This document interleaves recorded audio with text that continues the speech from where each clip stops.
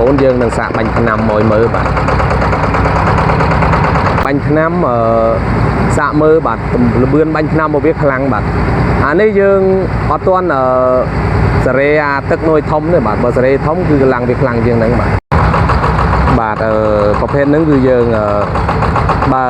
ឡើងឡានជូនភ្ញៀវបាទទុំម៉ែបងប្អូនគឺឡើងទៅម្ដងទាំងពីរបាទឡើងទៅម្ដងទាំងពីរបាទទុំម៉ែបងប្អូន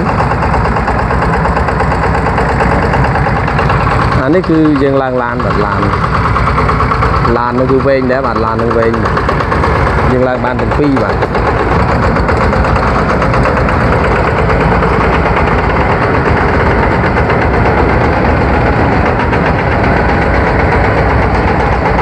ឡើងឡានជូនភ្ញៀវបាទទៅខាង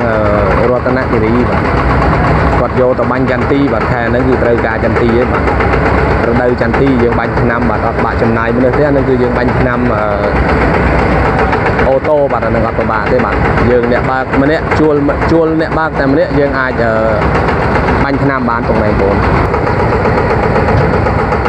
បាទយើងក៏ចាប់ផ្ដើមឡើងហើយបាទបងប្អូនឡើងហើយបាទអានេះគឺយើងឡើងហ្នឹងគឺប៉ុង1ទេបាទអត់បានទាន់កាច់ប៉ុង2ទេបាទ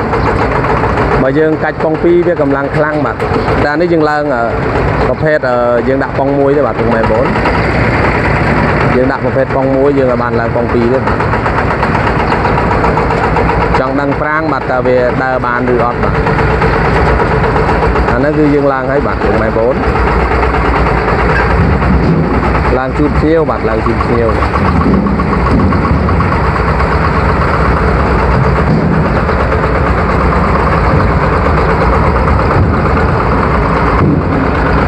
នេះយើងឡើងបានមួយហើយបាទនៅមួយទៀតបាទអានេះក៏ឡើងទៅជាមួយគ្នាបាទឡើងទៅជាមួយគ្នា